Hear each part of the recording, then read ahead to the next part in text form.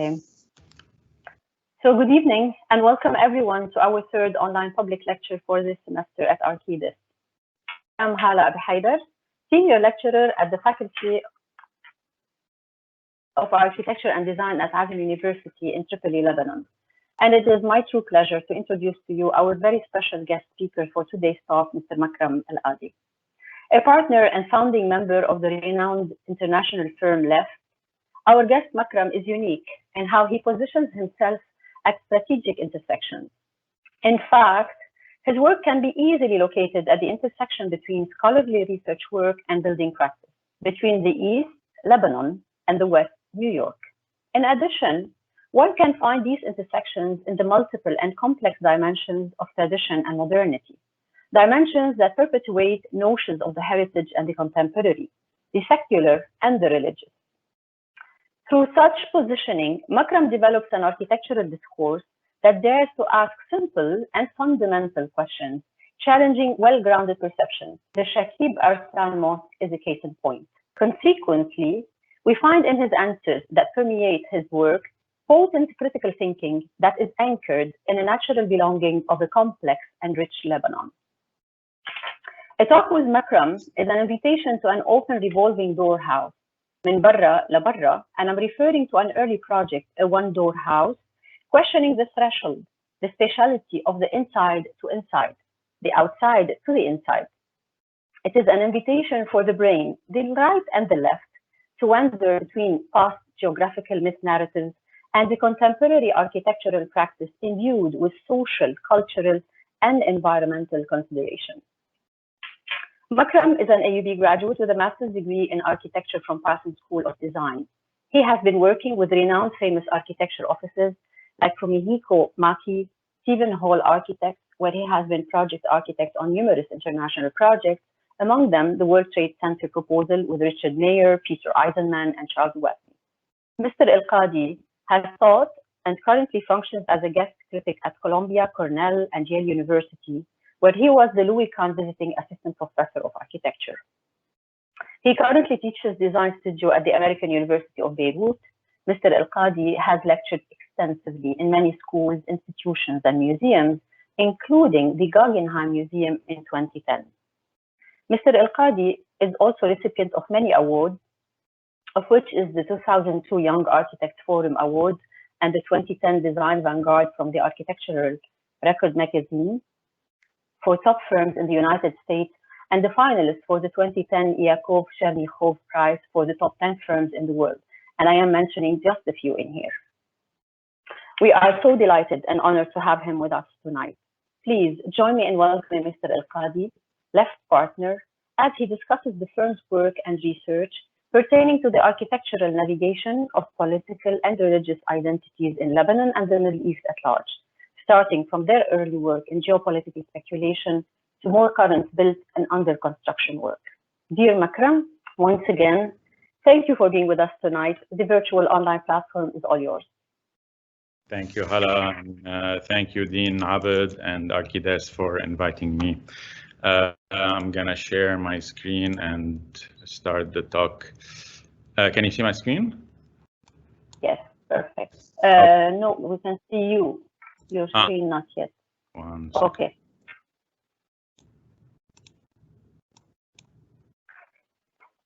Okay.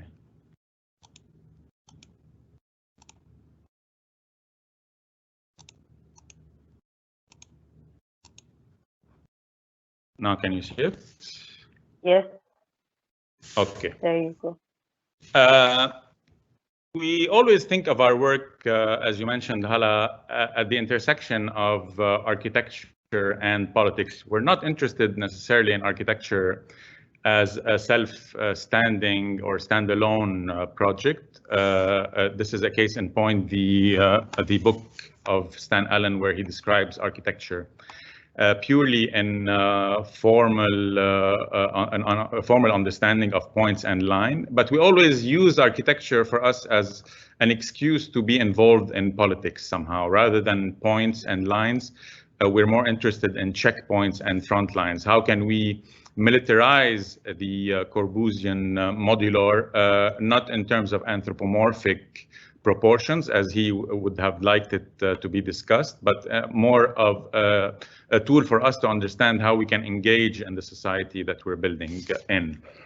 This engagement can happen at different scales.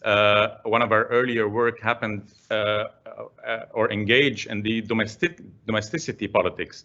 How can one engage the borderline between a more private space of the bathroom and the more public space of the outside, so to speak, public in the sense of not as private as the bathroom. So this is a proposal that we built in New York. This is the entry of a very private bathroom. But rather than putting the toilet paper inside the bathroom, we put it at the edge between the inside and outside. Once it's at the edge and once you're using the bathroom and run out of toilet paper, one can change your toilet paper without necessarily crossing this threshold of intimacy on the inside. So the door revolves around the toilet paper that is fixated to the wall itself. This is kind of crystallizes this idea of working or reinventing the normal in a new way of understanding it, bordering on the political within the scale of the house. This as applied can be applied across the board, yani from the human scale to the geopolitical. And one of the earlier projects that I'm going to discuss, one of our earlier projects is the post-war cards, which was done in 2004 based on an invitation from Parachute magazine, which is the Canadian cultural magazine. They had an issue about Beirut that coincided with the Francophonie summit that was happening at that time in Beirut. So they invited us to look at a contribution to the magazine. So our contribution was to reframe the civil war in a new light. We wanted to understand the sequencing of that war or war vis-a-vis the relationship from the inception of Lebanon to the current day in 2000, what we expanded to 2008. But the idea is from the inception of Lebanon, the reconstruction that happened in 19 years is way longer than the reconstruction that happened, for example, after the World War II in Europe. So what was possible in Europe to rebuild exactly as was before, in Lebanon, there was a generational gap that happened due to the length of that civil war that prohibited us from thinking of the reconstruction as if nothing happened, as if we would go back to the same postcards that were done pre-war and label them in a new way that would reinstate Lebanon as a mythical Switzerland of the East or Beirut as a mythical Paris of the East. Our bet was to do these postcards that would be inserted in the magazine and detached from the magazine and kind of have a wider audience once mailed in. But rather than looking at these mythical images of Beirut, we wanted to look at social issues that have been always taboo in our culture, that tackle architecture and urbanism at one point, so they're tangential to it, but kind of not necessarily by creating an object, but by addressing issues and situations. So we created a fictitious ad in a newspaper asking or demanding for smaller apartments at a time when large apartments were being built all over Beirut. We analyzed the key chain of a Lebanese and how from the key chain one can deconstruct the number of apartments one has, the idea of the passport of the maid being locked, and all these kind of social issues and real estate issues that happen, the number of cars, for example, how one can drive, what it means to drive in Lebanon, what it means to be Lebanese, the kind of the melting pot of different identities that are clashing and merging at the same time. The idea of immigration that was happening and the human trafficking on the other opposite side, on the flip side of the coin that was happening also. The idea of the civil marriage, this is kind of, again, a fake civil marriage certificate, how the social taboos kind of prohibit Lebanese from getting married from different sects in the country, but they have to go to Cyprus.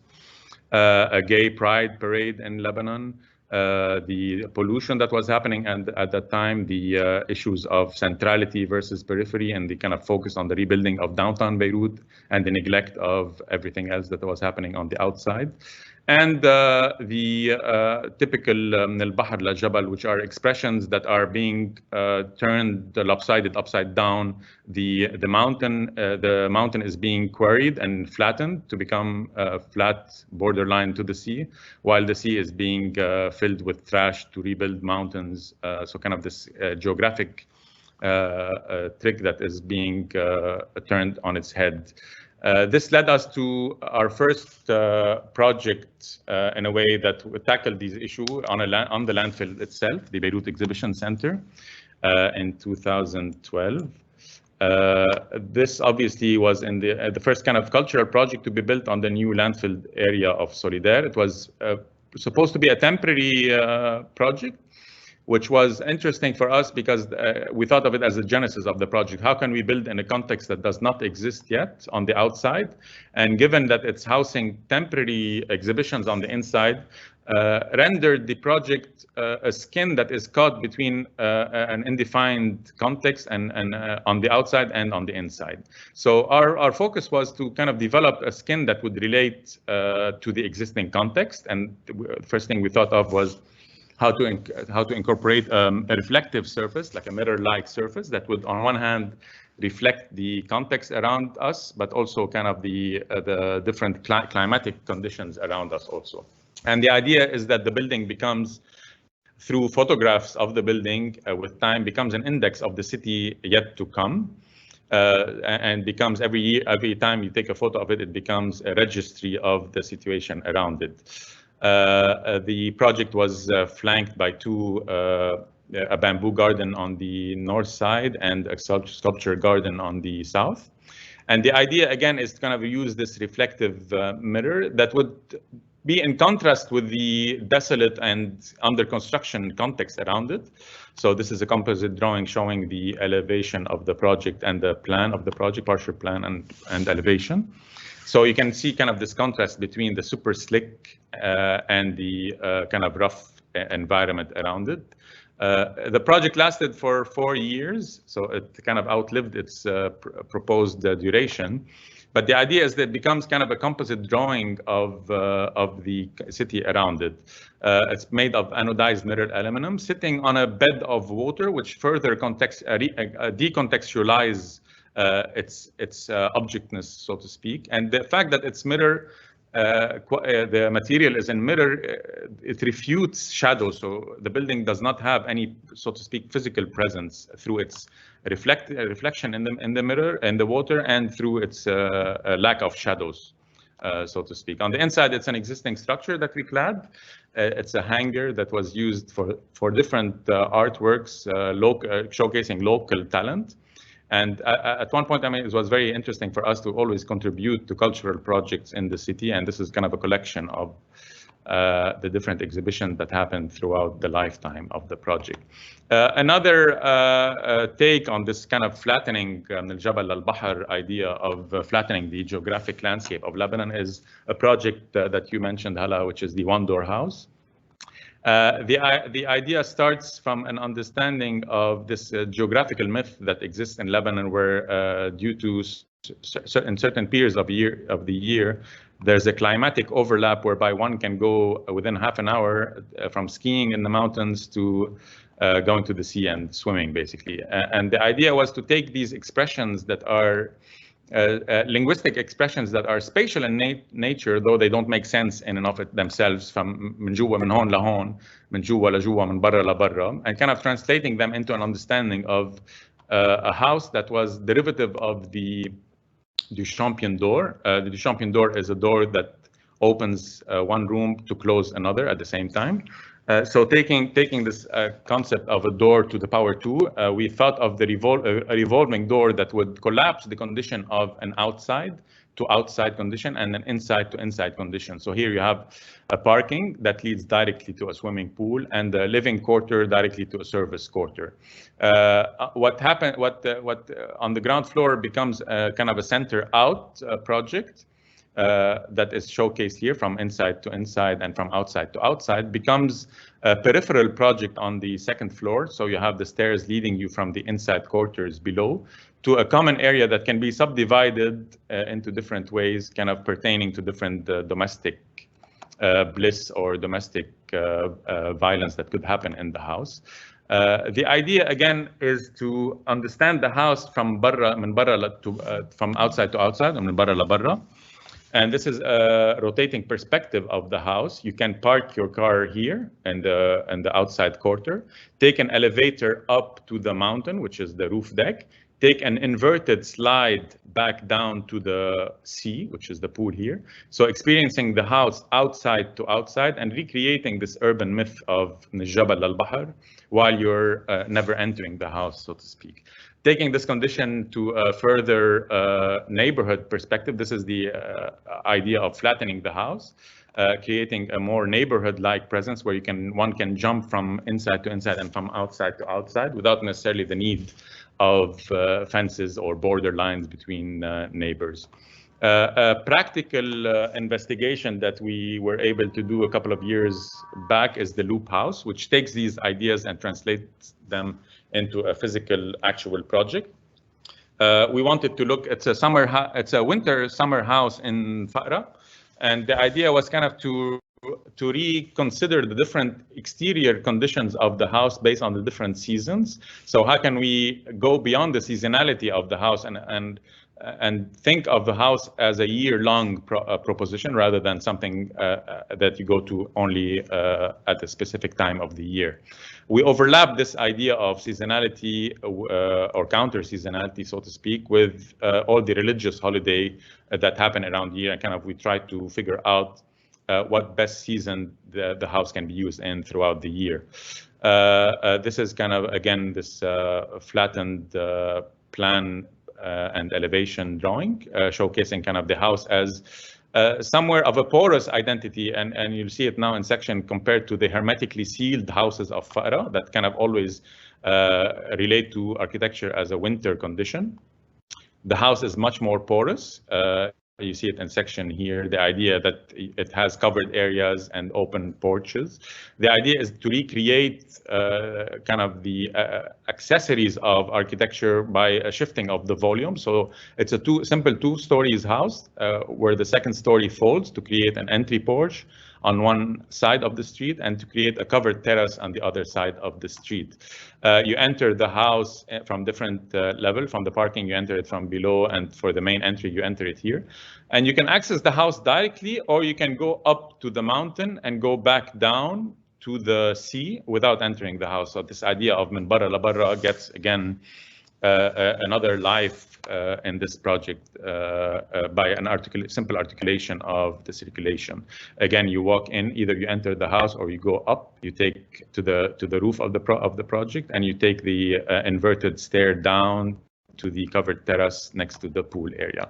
And the porosity of the house obviously is clear in these photos. It's all in board-formed concrete. And I mean, we designed it really as an understanding of inside and outside through this interior court, for example, winter court here, versus the use in summer. So it kind of functions in different seasons of the year. Another geopolitical project that we did after the war of 2006 was, again, to look at this timeline of Lebanon since its inception in 1920, so 100 years ago. And once you look at this history, I mean, this was stopped in 2008, but once you look at the history of it, you realize that the times where Lebanon lived a peaceful, quote unquote, existence is only 23% of its lifelines. So what we wanted to question is, how come we're only designing for the 23% and not designing for the 77% of the time? Lebanon is, as always, and even more so today, ranking high on the failed states index. These are the Time magazine covers showcasing the always conflicting nature of Lebanon. So our understanding was, I mean, to kind of try to categorize risk that is always facing Lebanon in two different ways. There's a possibilistic risk and the probabilistic risk, and this is based on Frank Furedi's definition of these two. And the idea is that you have a possibilistic risk definition that is more alarmist in nature, that tells you that, I mean, more defeatist, so to speak, that tells you that anything possible will happen. So this is hence the possibilistic risk, versus what we have been experiencing in Lebanon. This is from 1989, I want to say, whereby you understand the probability of the risk. You kind of define it exactly where it's happening, and hence you can do something else on the side. So it's not necessarily defeatist, although this is a very cynical image. But it tells us that there's things to be done along the way while we're addressing this risk, and kind of look at it more scientifically. So this is the kind of always the schism that we're facing in Lebanon, and more so in the 2006 war, where we started looking at the bombing that happened by Israel, for example, that were targeting specific areas of Lebanon that allowed different people to be still, unfortunately, I mean, but still partying or doing something else in Lebanon. So we wanted to look at this in terms of the evacuation that happened specifically at that time for people who held a second nationality. And for us, we thought, why don't we do it for all the Lebanese population? I mean, why don't we propose a plan for a mass population kind of temporal exodus, so to speak. So we positioned these barges on the shoreline or on the coastline of Lebanon that would decentralize this evacuation process on one hand, but allow us to, once reaching international waters, to rethink the taboos and the kind of problems of Lebanon from without. That's why we called it offshore urbanism. And it's based on two different precedents, one being the Women on Waves, which is an organization that has boats that dock outside on the international waters of countries where abortion is illegal, and they perform these abortions on the boat themselves itself. The other example is Radio Luxembourg, which is a commercial radio that tried to circumvent the British laws at that time that gave a monopoly for commercial radio to the BBC. So this radio went to Luxembourg and started broadcasting from Luxembourg to the UK, subverting these rules that were kind of applicable onshore. So from outside, how can we rethink the taboos or the illegal things that are happening in the country itself? One of these, obviously, is the civil wedding, civil marriage, or social housing that would counter these ghettoized, understanding religions and geographies as the same thing. You have the ghettos of different religious groups. This becomes kind of a melting pot for the different religions, a civil wedding chapel, and all these taboos that exist onshore. Obviously, there's kind of a precedent that we were inspired from, but the idea is it's a cut in the landscape of the sea to create these barges that would exit the land and temporarily come back. Another project that we did in 2012 was a competition entry that we won for an ideas competition for the Arab Cultural Center in Washington, D.C. And it was a take on the Orientalism book of Edward Said. We called it Disorientalism. It was a representation technique that we were interested in, again, this flattening of the plan and elevation that still continues in our work till today. But we thought of kind of the Arab world as such a flattening exercise that was done by the colonial powers, based on a lot of precedents that exist. I mean, from the idea of the borders in Transjordania that was drafted on Churchill's napkin, to other straight lines that exist between countries that don't follow neither kind of any geological or any geographic formation of the countries, but that were rather drawn on a simple sheet of paper and then applied at a country scale. So our idea was kind of to take this understanding as it exists today of the Arab world and kind of try to create something that would kind of go against these lines in the sands that were drawn haphazardly, but that would create somehow of a spatial melting or kind of a spatial contiguity between the different zones that would be allocated to the different countries themselves. And this is something that still is of interest to us when we work in the Arab world.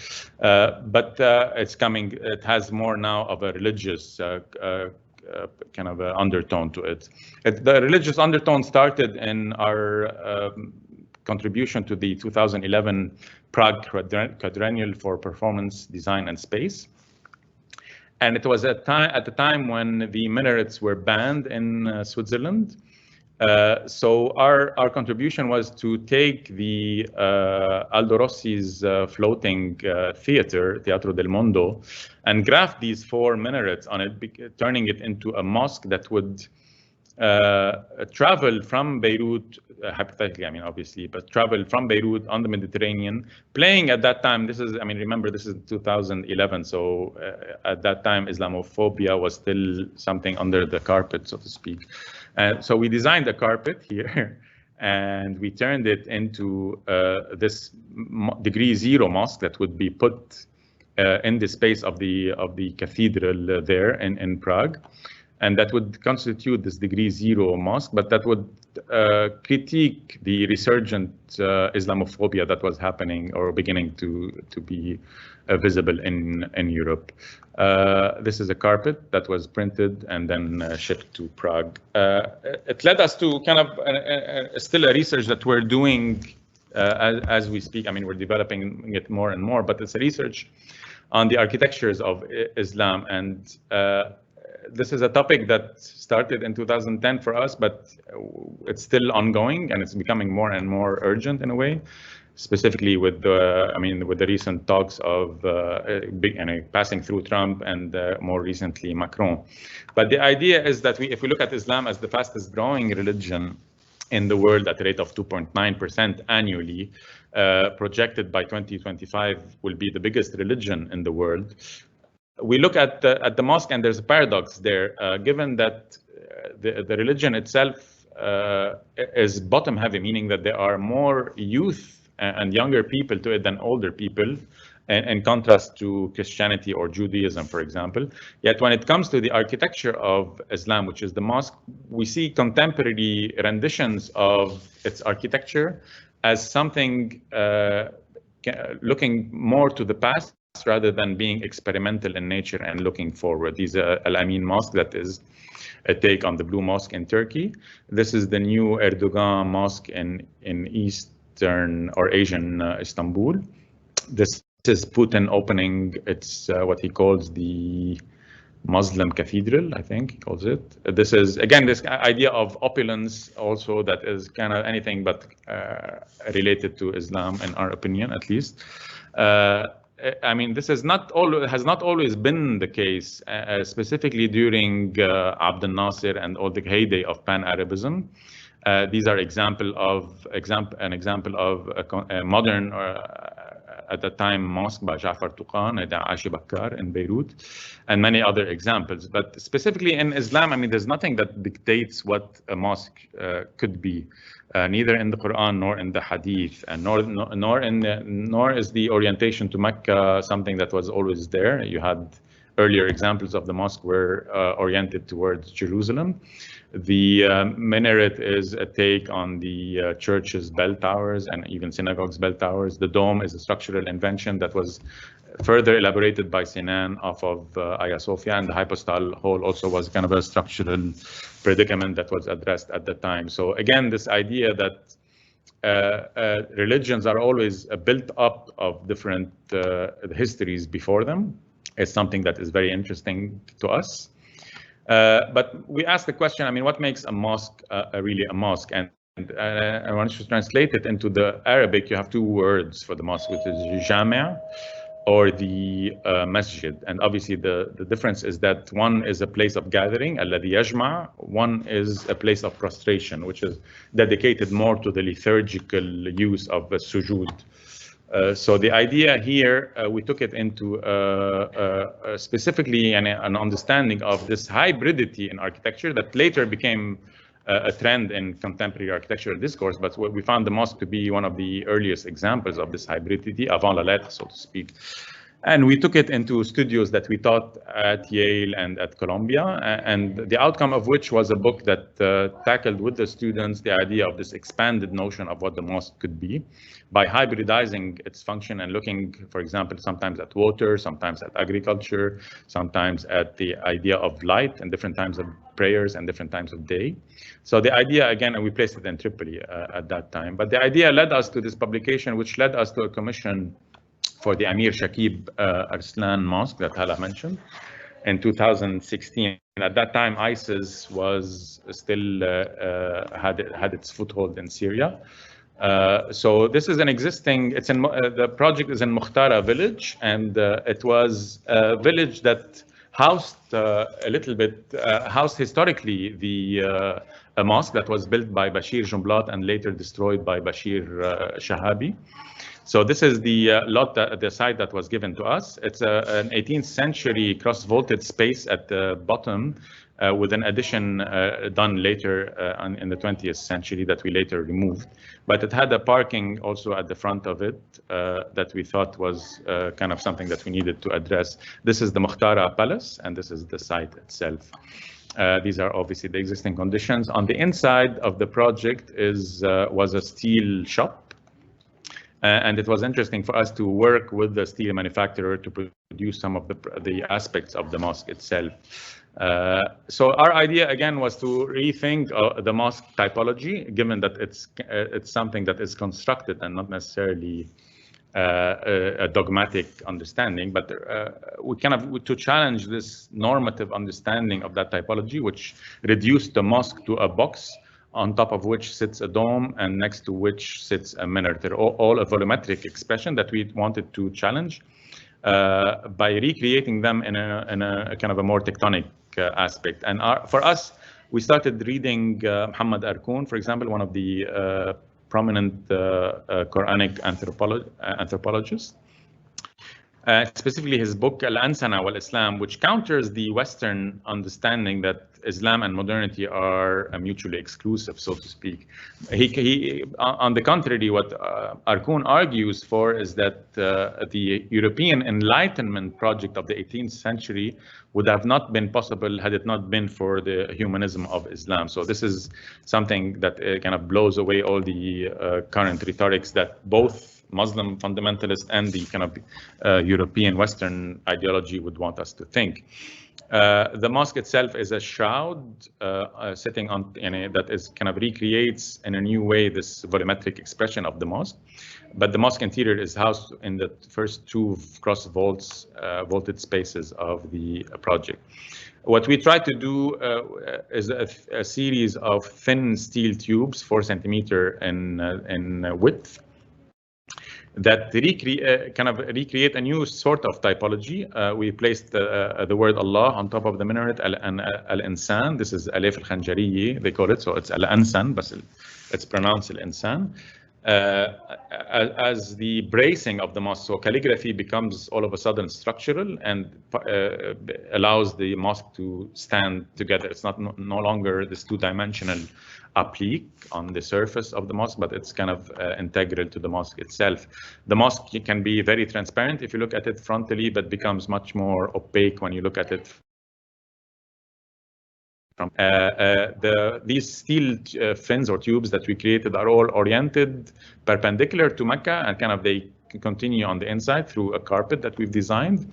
But the idea is that all the surfaces of the exterior element are concave in nature, pointing to kind of other exteriority to the mosque itself. So it's not limited to its context, but kind of merges with the outside in more than one way. This is again this flattened plan elevation of the project. And for us, it was very interesting kind of to look at it in relationship to the existing context around it, specifically the relationship to the palace itself, by recreating an outdoor piazza that would connect the 18th century existing fountain here, creating a kind of an entry to the mosque interior, a kind of a more private buffer between the outside and the inside, and the accessibility to an upper deck on the top of the mosque itself. Looked at on one side, the word God is solid in nature, but when you look at it from the other side, so this is based on a bifolding of these tubes. So on one side, it's very solid, the word God, but from the other side, it becomes a negative. So alluding to this idea of ethereality or kind of the intangible aspect of God.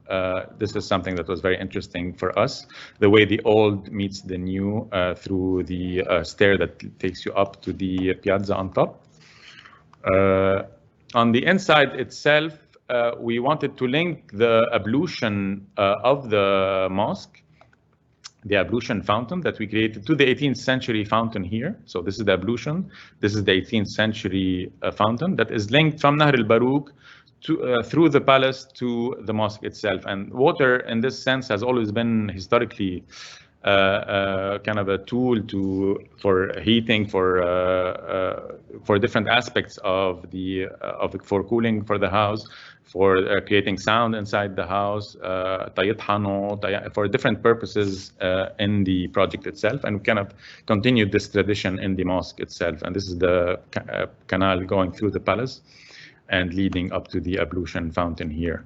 On the inside of the mosque, we designed the carpet in collaboration with a sound artist, and it's based on the call to prayer. So we took kind of an EKG of the heart, the way when you do a kind of a surah al-alb, it creates a visual of the sound. So we took the call to prayer and created this visual that would dictate kind of the lines of the praying towards Mecca. The mihrab is made of, again, the idea of a reflective, in this case, polished aluminum, stainless steel, sorry. But the idea is that this monodirectionality, this very fixed directionality towards Mecca, that is not necessarily fixed. I mean, the Dar al-Fatwa allows you a 15-degree error in your orientation towards Mecca. So the idea here is that the directionality towards Mecca is also expanded into a reflective surface that would catch and capture the world around us also in this monodirectionality. So it becomes polydirectional. The idea of cutting through the cross vault that we did allows the sound of the minaret to be heard, but also the minaret to be seen from inside of the project itself. So kind of conflating inside and outside at the same time. So these are photos from the inside. The other aspect of the interior that we were very interested in is this notion that Yusuf Sadiq, which is a Tunisian, also Quranic anthropologist, argues for, is that had God wanted us to recite the Quran, he would have said, to recite rather than read. Iqra bismi rabbika entails reading, and reading is different than reciting, in the sense that reading allows for a post-structuralist understanding of the Quran as a text that can be interpreted rather than a meta-narrative that is dogmatic in nature. And this is something also that was very interesting for us, that we placed the word Iqra at the end where the Quran reading would happen. And these are photos of the opening of the mosque itself. We continued this research into, and also in a map that we created, and we published a book about it. It's a map that showcases 1400 years of mosque designs, and we wanted, so we drew from the earlier days of the Prophet till contemporary times, 90 major mosques around the world, major not necessarily in scale, but in terms of significance. And it allows us to see four things. First, we didn't draw them necessarily as a mid-space object. We always integrated the context around them, so the urban morphology around them, and that allowed us to kind of ascertain four conclusions from that exercise. On one hand, in terms of context, you'll see that the earlier mosques, so this is earlier mosque to contemporary mosque. The earlier mosques were much more integrated with their context. Think of Souq al-Hamidi, you enter the Souq and you enter into the mosque itself. So it was all bookends of the urban context. Or Rustum Basha, for example, in Istanbul, where you go through the Souq and go up to the mosque itself. So it's much more integrated versus much more standalone projects as we go to contemporary days. Similarly, it was much more hybrid in terms of program that we talked about earlier. So you had libraries, you had medical schools, you had much more integration with the hammams, with the social network around you. Although they were smaller in scale, larger, so that's the second. And hybridity, they were much more hybrid, although they were small, and they're now much more less hybrid and more into prostration only, although they are much bigger in scale. And the fourth conclusion that we came up with, and we placed North equally for all of them. So the relationship to Mecca obviously is different than the relationship to the North. And if we assume that architecture is the play of light, a formal play of light, as Corbusier wants us to understand, then you understand that there's no one necessarily architecture of Islam. Mosque lighting condition in the US would be totally different than the lighting condition or the light condition or sunlight condition in Lebanon, for example. So these are very interesting. This is the detail of the map showcasing the different mosques and the context around them, and then it's blended in one continuous city. It was taken into Oslo, and we later exhibited it also in Istanbul. And we called it Basmala, which is in the name of God. It's a curtain that we developed, and on one hand, we placed all the mosques that were on the map, and we tried to allocate on the back of the curtain the mosques that were also destroyed in the name of God. So they were built in the name of God and destroyed in the name of God also. And kind of, again, taking this idea of the modular and trying to politicize it and kind of understand it beyond this neutrality that is kind of very vague, so to speak, but understanding it as what if the Corbusian modular were to address the positions of sujood and ruku' and julus and all the kind of different aspects of prayer. Another project along these same line is our contribution to the 2019 Sharjah Architectural Triennale. Again, in contrast to the Corbusian/Western model of thinking of architecture, how to maximize sunlight, that was imported in Sharjah and other parts of the Gulf without any concern or uncritically, without any concern to local conditions. We took our project kind of offered kind of an extension of one of the existing Sharjah mosques to recreate the sahan of the mosque, but this time as a shading device that was exhibited as a prototype inside the exhibition space.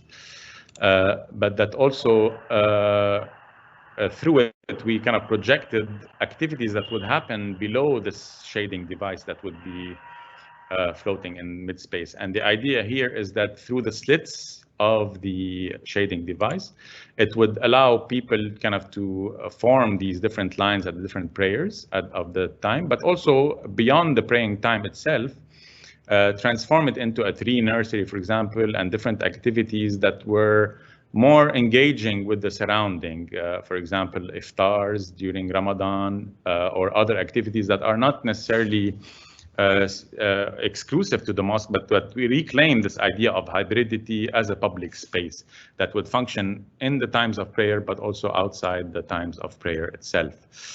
This idea of religiosity for us kind of is very interesting and takes many aspects also. This is our contribution to the 2019 Triennale in Milano last year. And it was the theme of it was broken nature. How can we rethink design in terms of global warming?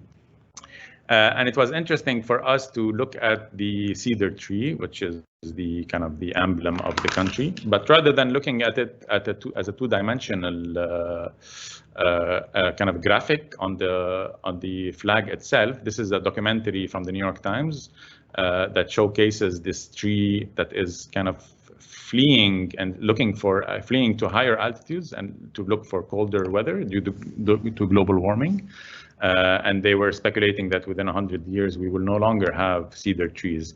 So for us, it was very interesting, rather than looking at the tree as kind of a graphical, again, this emblem of the flag, if we cut a hypothetical section through the tree itself, you start seeing history. And once you start seeing history, you start seeing politics, the colonialism, the Industrial Revolution, independence, and stuff like that. You can start tracing them on the tree itself. And this is what we did. So we traced all the imaginaries, so to speak, that of the cedar tree that were mentioned in from Lamartine, from the Fourth Congress of the Communist Party that instated the tree on the flag, from Ziad al-Rahbani, Anna al-Arzi, Shu'anna Ghaira, all the kind of the mentions of the cedar tree within the history of Lebanon. And we called it tawaf, and tawaf is not something specific to Islam, obviously, but it has in Christianity, ziyah around the church, and in Buddhist religious practices. So it's something that was very interesting for us. And once for you to be able to read the text that was written on this carpet, you have to kind of go around this tree, and the tree becomes this new sacred, or ecology in that sense becomes this new sacred project for us. This is a collage of the exhibition. So we placed the New York Times that they lent us, the New York Times footage that they had. We teamed up with the Shuf Biosphere to showcase the impact that it has on the Nubian ibex, on the tourists, on the beekeepers, on the hyrax, on the different when we talk biosphere, we're talking human factor and nature factor. On the other side of the wall, we placed diagram that showcased again this idea that nature does not necessarily follow political borders. The Lebanese tree, or Cedrus libani, goes all the way to the southern parts of Turkey, so it doesn't necessarily, it's not something that is exclusive to Lebanon. And these are photos from the exhibition with the people going around it. And finally, this is a project that we are doing currently in New York for Vassar College. It's a renovation for a house that caters to different religious groups in the university. And this is, again, something that is historically very natural in our part of the world, although we tend to forget it. This is the Umayyad Mosque in Damascus. The Umayyad Mosque was built over a Roman basilica, and then it had the John the Baptist head here. It has a shrine for Hussein here, so it's neither Sunni nor Muslim. It has a history of neither Sunni nor Shia, sorry, and it has a history of this or layering of the different religious groups that passed throughout our region here. So this is something that is very interesting, where there's no conflict. There's kind of a built up of different layers of history, one on top of the other. This is the existing house. So first thing we did a series of workshops. This is my partner Ziad in New York that led these workshops with the different religious groups, creating, this is the spiritual map of the Jewish community, for example, of the Muslim community. So we created a spiritual map of the campus that we were trying to plug the project in as a tawaf experience again. So we see this continuity between the projects, but the idea here again is to create a landscape promenade around the house itself. The house would be common to all, but then you'd have these overlaps of different outdoor activities that could happen, more so specifically now with the post-COVID era of social distancing. But this is one example of one of these moments in the landscape where the Jewish and the Muslim and the Quaker Christian community can overlap in the same space of worship. Same thing would happen on the inside. How do you design a kitchen that is on one hand kosher and halal and vegetarian and other aspects that are peculiar to the different religious groups? So for us, there's always interesting to find these spatial intersections between them, and architecture in that sense is a political project without necessarily portraying itself as such. Thank you.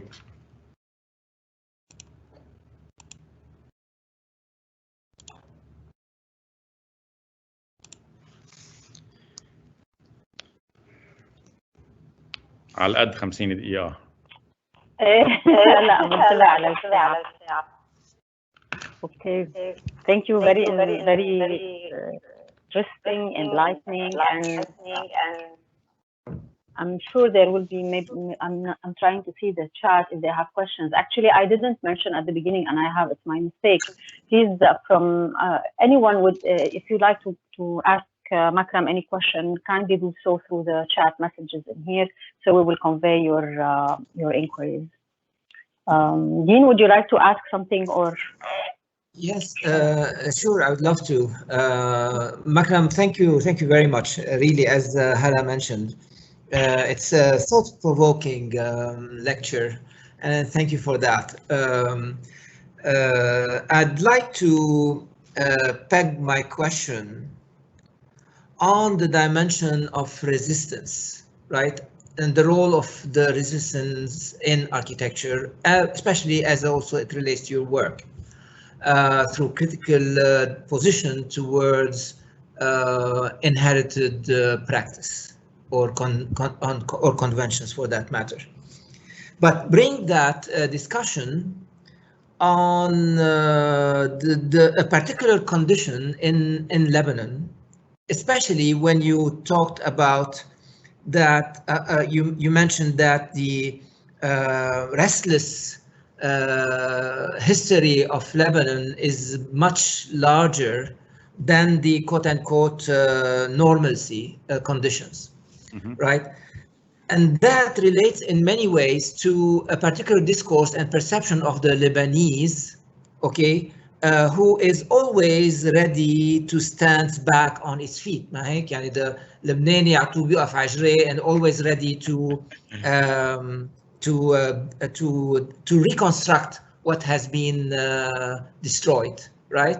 Something that, you know, that particular discourse actually hides that particular reality of the fact that actually Lebanon history is more of a tumultuous times rather than normal conditions.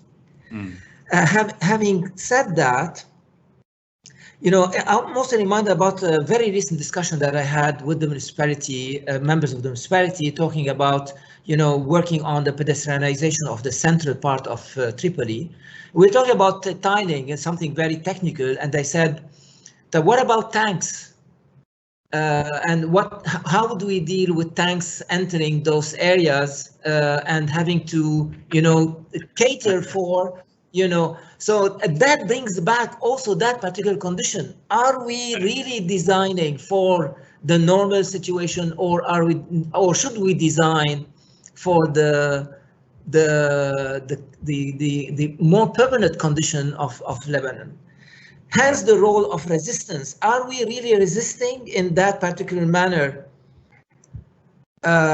versus having the critical realism that needs to deal with the condition as it stands? Like accordingly planning that we have inherited and learned from the Western paradigm versus the sense of tactics that you need to develop within a condition that's always changing. And how would the resistance stand in that particular, you know, situation? I mean, this is a conversation that I'm having also with recently with clients. Yani, anytime now I propose a glass facade, not that I know, anytime we think of, yani, maybe we do a glass facade here, after the explosion of August 4th, it's a totally different ball game. So, I mean, I really like the question because it's, what do you do? Do you accept the fact that we are, so to speak, a failed state, and you accept it in a defeatist and kind of learned helplessness type of way, and you work within this limited capacity that you can have? Or you build in glass, and even if it breaks, you reconstruct because you're resilient and you're this guy that always, or a country or people that always stands after falling. So this is, I think it's a debate that unfortunately we don't, I mean, I don't hear about it in general. But this is something that usually you learn from your enemies usually, and okay, look at Israel, what Israel is doing. I mean, they have a national shelter plan for the country. I mean, we don't have neither a decentralized nor a centralized understanding of a country at war with its neighbor. So this is something that goes beyond necessarily architecture at a larger scale even.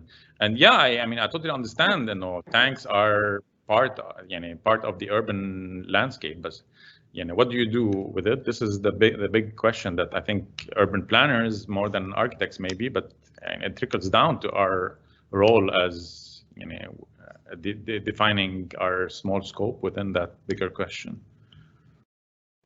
But we're trying to diffuse, although we're tackling, for us, religion, we found a segue, so to speak, to our political interest through religion. And we're trying through the project to show that it's not necessarily this oppositional or contradictory positions between the different, case in point, for example, in Mukhtara, the church that was built in Mukhtara is a Maronite church. Mukhtara doesn't have Maronite, it has Catholics. And the story goes that Beit al-Khazin, اللي كانوا موارنة كسروين, used to go to Bashir Jumblat, who would host them on Saturdays, but they would never sleep on Saturday night because they always had to go back to pray in their church in Kisirwen on Sunday.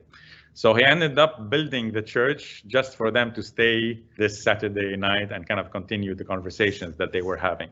So religion was never necessarily perceived as this something that is is dogmatic in nature. It was much more fluid than we see it today. And I think at least what we are trying to do is diffuse. We're not building churches or mosques, or we would like to build churches. We like to build all these religious spaces, but rethink them not in terms of opposition, but in terms of continuity.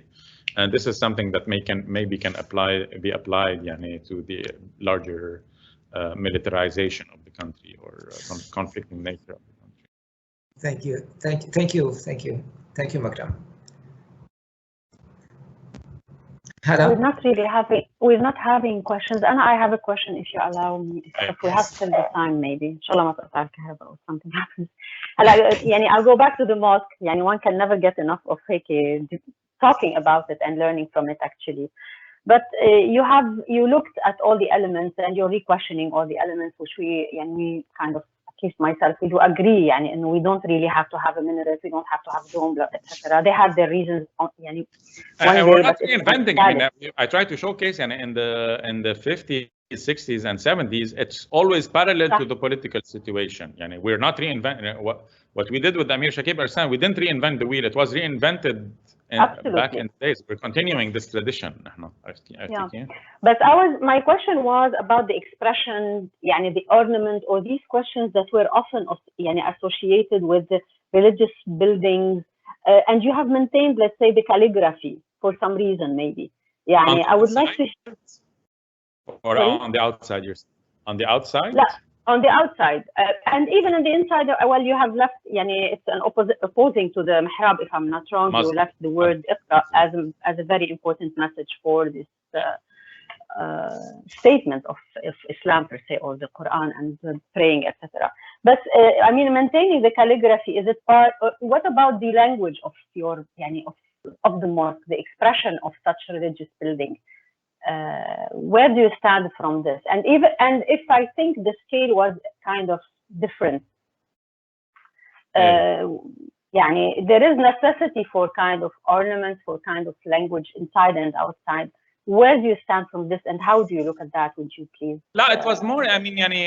Honestly, it was. The whole project was self-reflection on the research that we've been doing, and the client was very open-minded in that end. So for us, from the beginning, it was a belief in abstraction rather than something that is much more ornamented. So even in the calligraphy itself, we took it from this idea of an ornament, and we made it integral to the structure of the project. If you take out the calligraphy, it falls apart. And what we thought of the carpet, even, it was, the carpet is a new way to look at calligraphy that is visual in nature, rather than scripted. So it was kind of taking these, and we're not necessarily يعني ما عم نجرب نفجر the tradition. We're trying to expand and continue it by opening new doors. So it was very important for us not to end up with although it يعني a lot of people argue it doesn't look like a mosque, but it's يعني if it's derived from the same يعني bearings or the same or structure of the mosque, but interpreted or looked at differently, you will end up with a variant of that mosque that is not necessarily neither there nor there. It's somewhere in between. But there are aspects of the mosque that render the imam in the mosque praying is part of the architecture. It's not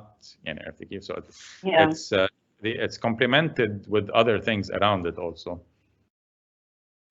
Okay, thank you so much. I don't know if anybody is having a question. Let me know. Dean, would you like to close? No, not at all. I'd like really thank you, Makram, very much for being part of the lecture series of this year. You really enrich it through your presentation. Yeah. I hope that I had a joke بس ما قلتها. كنت عم فرجي صورة جمال عبد الناصر، كنت بقول جمال عبد.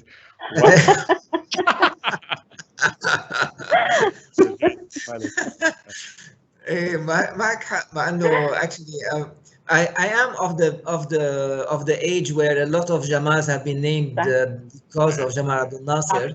However, mine is a different story. I'm named on the basis of a grandfather. Okay. Anyways. No, but thank you very much, Makram. I hope that we continue to be in touch. You've always been supportive of ARCHIDES, and thank you for that. Thank you, Jamal. Thank you, Hala. Yeah. Thank you so much. Thank you. Bye-bye. Thank you, everyone. Bye.